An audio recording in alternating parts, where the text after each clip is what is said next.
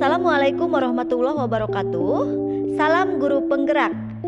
Saya Teni Siti Lediawati, CGP Angkatan 7. Kali ini akan memaparkan koneksi antar materi, kesimpulan dan refleksi modul 1.1 tentang filosofi pendidikan Ki Hajar Dewantara. Ki Hajar Dewantara adalah pahlawan pendidikan nasional. Beliau adalah sosok inspirator pendidikan di Indonesia yang melahirkan semboyan yang menjadi jiwa pendidikan nasional. Ingar Sosung Tulodo, Ing Madio Mangunkarso, Tutwuri Handayani. Ki Hajar Dewantara menumbuhkan kesadaran terhadap siswa Bumi Putra akan hak-hak mereka untuk mendapat pendidikan. Filosofi pemikiran Ki Hajar Dewantara diantaranya Ajas pendidikan, dasar pendidikan yang menuntun, konsep budi pekerti, dan pendidikan berpihak pada murid.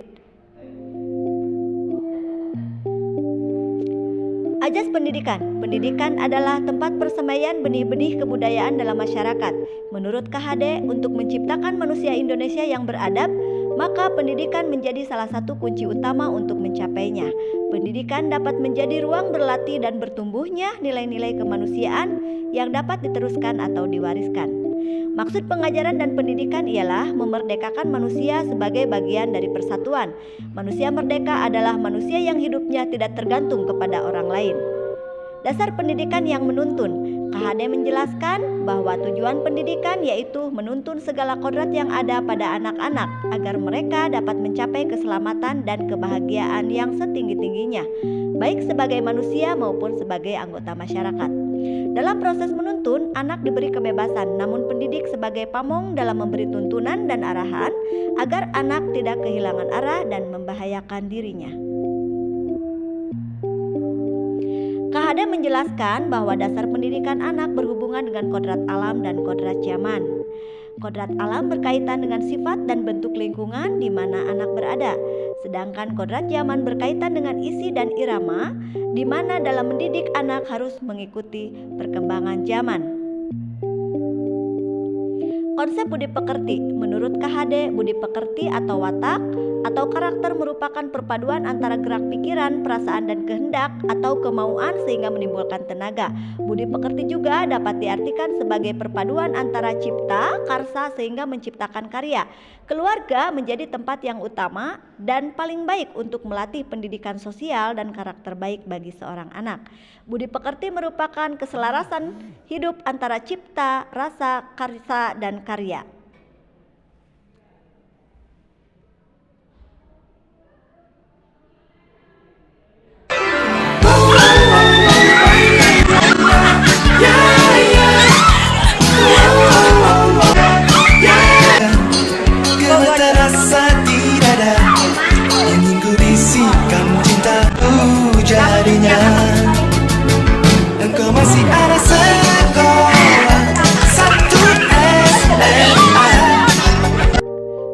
Untuk meminta sesuatu hak dari sang anak, melainkan berhamba pada sang anak.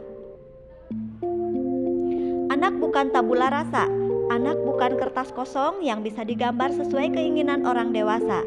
Anak lahir dengan kekuatan kodrat yang masih samar-samar. Tujuan pendidikan adalah menuntun, memfasilitasi anak untuk menebalkan garis samar-samar agar dapat memperbaiki lakunya untuk menjadi manusia seutuhnya. Hal yang saya percaya tentang pendidikan, peserta didik dan pembelajaran di kelas sebelum saya memahami modul 1.1 ini. Yang pertama, pembelajaran yang diberikan hanya sebatas transfer ilmu. Yang kedua, saya jarang melakukan pembelajaran yang menuntun anak untuk berbudi pekerti sesuai kodratnya karena saya fokus kepada perkembangan kognitif anak, sementara perkembangan afektif dan psikomotor anak sering saya abaikan.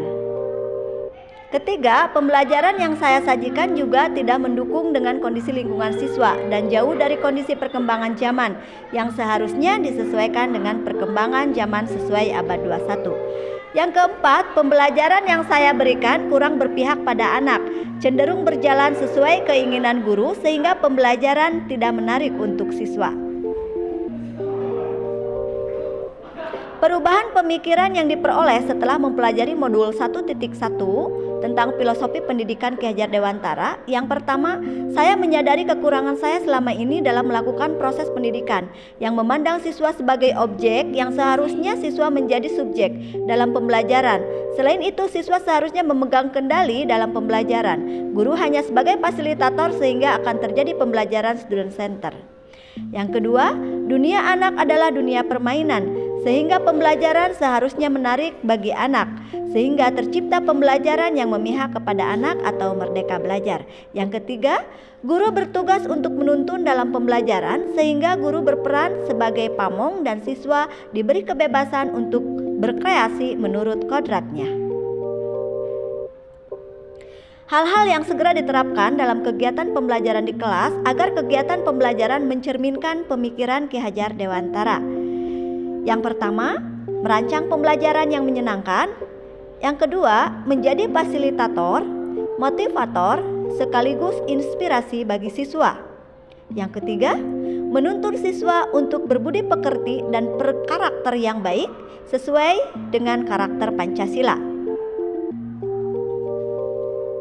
Yang keempat, menerapkan pembelajaran student center. Yang kelima, merancang pembelajaran yang mendukung sesuai kondisi lingkungan siswa. Dan yang keenam, menggunakan pembelajaran sesuai perkembangan zaman, seperti merancang game pembelajaran sesuai perkembangan zaman abad 21. Sekian pemaparan dari saya. Terima kasih. Wassalamualaikum warahmatullahi wabarakatuh.